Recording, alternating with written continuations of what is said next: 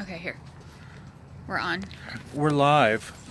Oh, I apologize. I dropped the phone. Oh. Hello. How are you?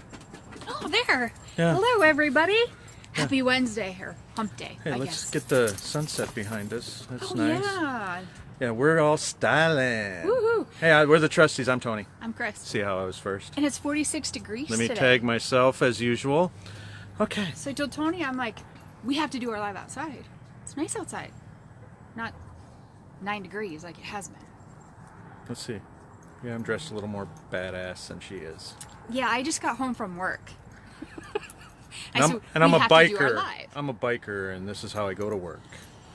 All right, so today's live is about other people's opinions, and does that hinder you or keep you from doing what you want to do in your life?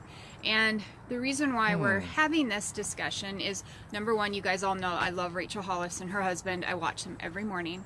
The topic of this week is other people's opinions, and do you allow it to keep you from doing what you want to do? Oh crap. Lighting. And yes, I will say yes, I have done that. Sorry, I got a message here. I've done that, and I was actually starting to think about this on my way home, and one of the things that I wanted to do for a long time was learn how to knit or crochet. But whenever I brought it up to somebody, they were like, oh, that's an old lady thing. Why would you want to do that? That's old lady. So I didn't do it for many years, thinking, number one, A, I couldn't do it anyway, and B, I'm going to be an old lady if I have to go to the store and buy yarn, and I'm not old, right? I'm not old, so why would I want to do that? You guys, I have a online... But she does go to the store and buy yarn do. and quilting stuff. And I have an online Yes. knitted dish rag business now, because I eventually got over that, in part due to my husband, because he really I am the encouraged best. me. He did. I am the best. He's my biggest cheerleader. Rock. Quilting Okay. guys was the same thing, you know, and when we joined our health and wellness company that we're in, it was kind of the same thing, because when you tell somebody that you're going to do this, people are like, oh, that's a pyramid scheme. Why would you want to do that? You're just, yeah, it's just overpriced stuff. It's a pyramid scheme. How many of you out there allow people to influence you that way? That you care so much about other people's opinions that you don't do what you want to do with your life. Mr. Trusty? I take it to another level. I did the same thing with photography. I was always worried about what people think. I work in the medical field to begin with, and so everything has to be perfection at all times. You work in a field where everybody's counting on you to do it perfectly for their benefit of their health.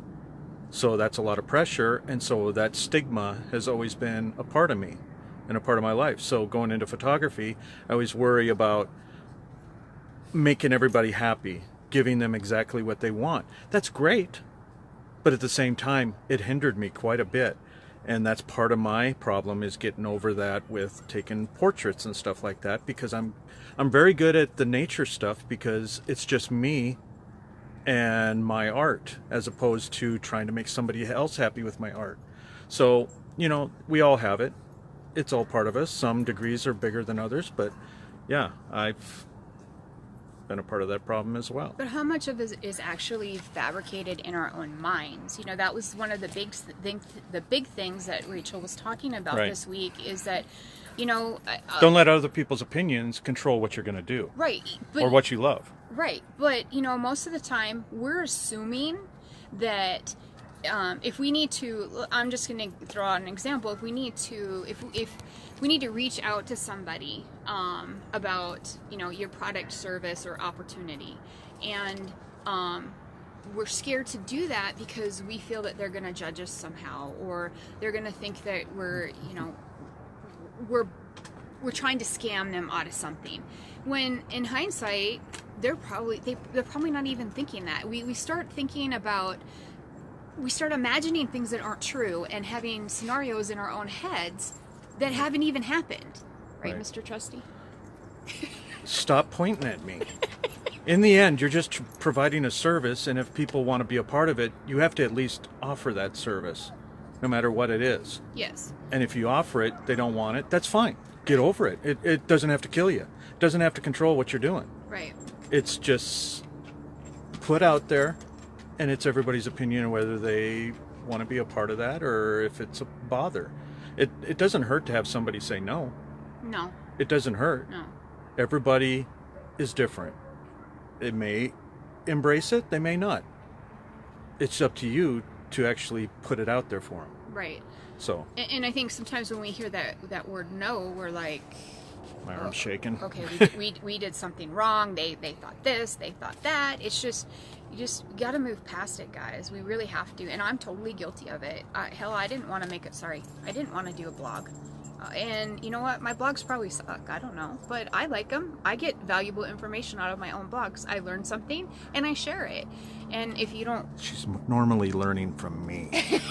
You know what I'm saying? And I guess if people don't like it, I guess it is what it is. It's kind of like Rachel said when she wrote her first book, and this lady wrote this horrendous review on her. She just wanted to crawl in a hole and die. You know, she felt that bad. She's written 6 books, guys, and her 6th book is like a bestseller. And she has another book coming out in March. You know, you just can't. It's like when you go to a restaurant or a new restaurant comes in town and you go on Google reviews. I think that's the stupidest flipping thing in the world, by the way. Yeah, the online reviews need to go away. You go into Google because most of them are just flooded with bot reviews that don't have any meaning whatsoever, or any basis of actual weight behind them. Well, it's just somebody put something out there and they want all negative to go towards this place because they got some beef with the place. Right. And then it brings down the review rating. Right. It's stupid. Right. But you also know that Google, if you have a Google account and you write a review, you get points. And after you've accumulated so many points, I guess you get like free gigabyte, I don't know, you get free storage, you get extra storage or whatever. We actually found that out because I work at a retail store, and we started seeing some reviews that, you know, they weren't nice, and we looked up the people, only come to find out that they do this everywhere in every state. They're getting paid to do that. So yeah. So, you know, but why do you allow, if you want to go to a Mexican restaurant, a new one that came into town, and you do a Google review, and you read that, you know, 5 out of the 10 reviews are bad, you know, why do you let that form your decision? You know, go to the restaurant and figure it out for yourself. I'm shaking. Because my wife is chatting forever. It's just... my arm's getting tired. It's like, I just want to know what other people think about this. Are you one of those people who you don't give a flying, you know what?